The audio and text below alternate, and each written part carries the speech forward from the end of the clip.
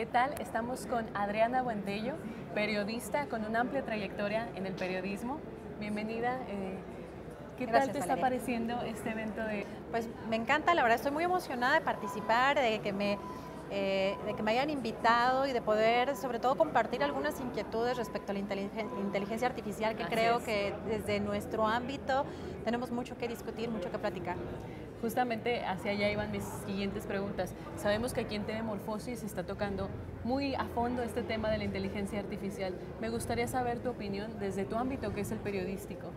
Pues mira, yo he escuchado algunas de las mesas y veo que ven con, digamos, buenos ojos y de manera muy positiva lo que implica la inteligencia artificial en algunas áreas de la comunicación, porque no todo es igual.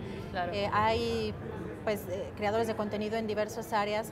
Respecto a la parte informativa periodística o noticiosa, yo lo que veo es un riesgo importante en términos profesionales, laborales, pero sobre todo la parte que más me preocupa es que avanza más rápido la tecnología sobre la inteligencia artificial generativa que lo que podemos avanzar respecto a cómo desmentir algunas de las imágenes, de los videos o de lo que se va generando.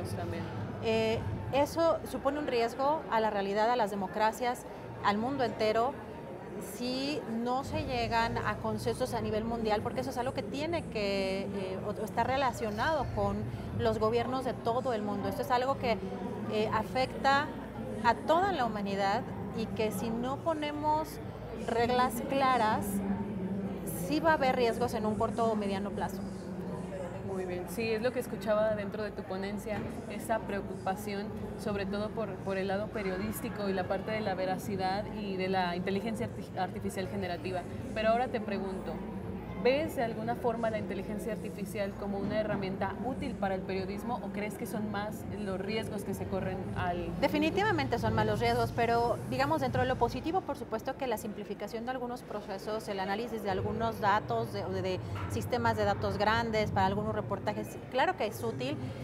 El problema no es que no pueda ser útil la inteligencia artificial, es decir, ahorita tenemos herramientas que te pueden poner en un texto en automático esta entrevista. Así como lo estamos platicando, está saliendo en texto. Eso es súper útil, por supuesto, para el periodista reduce mucho los tiempos. ¿Eso cómo lo va a aplicar una empresa? Es decir, la empresa entonces va a decir, ¿para qué quiero un editor si ya tengo la reportera y en automático sale ya el texto? ¿No? ¿Para qué voy a querer tal? Va a haber un desempleo importante, todavía más de lo que está precarizada el área.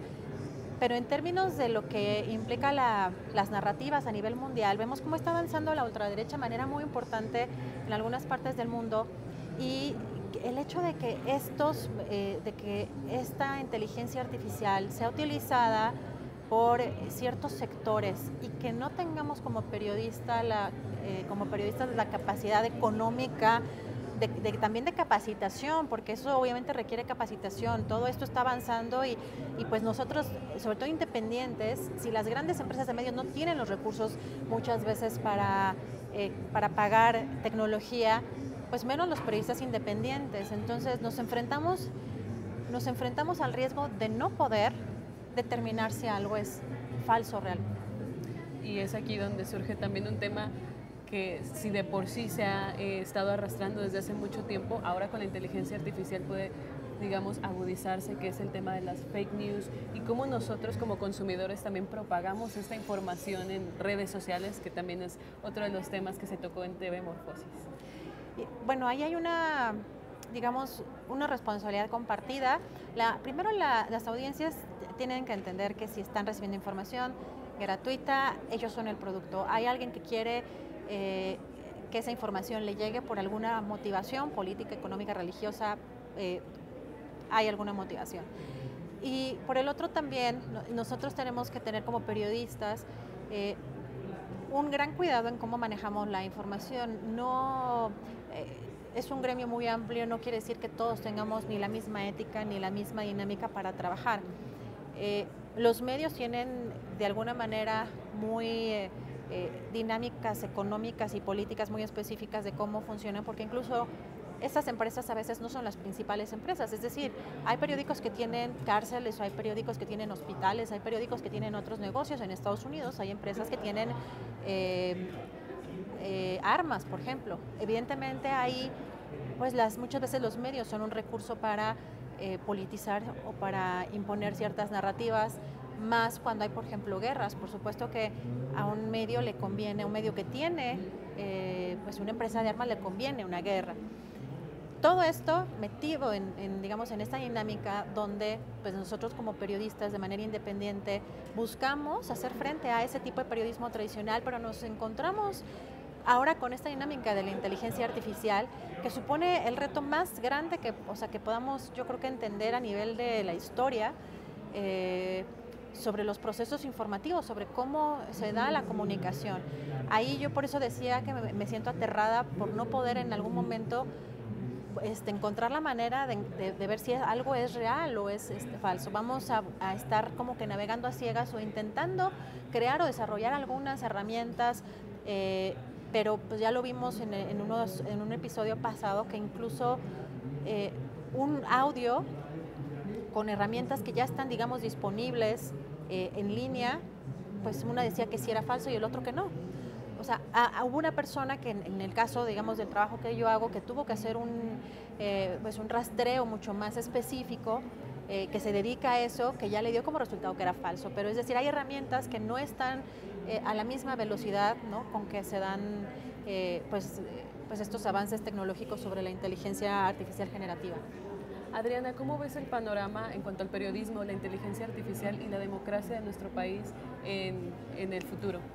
Pues a mí lo que me preocupa es que con el triunfo de Milei en Argentina hay un avance importante en la ultraderecha en Latinoamérica, y que ahora un Eduardo Verástegui quizá nos pueda parecer pues absurdo, ridículo, no ha alcanzado ni el 50% de las firmas requeridas, pero ya hay una intencionalidad por primera vez de manera muy abierta de alguien de ultraderecha queriendo contender.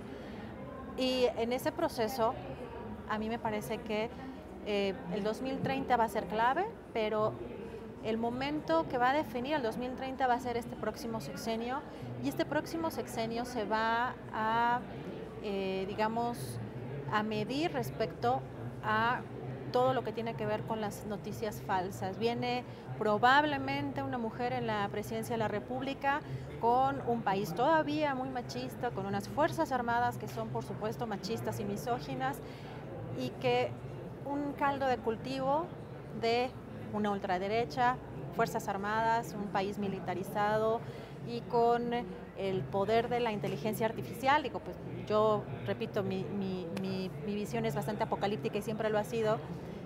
Veo bastante peligroso el panorama hacia el 2030, entonces, y esa combinación, ¿no?, sobre todo de factores, incluida la inteligencia artificial.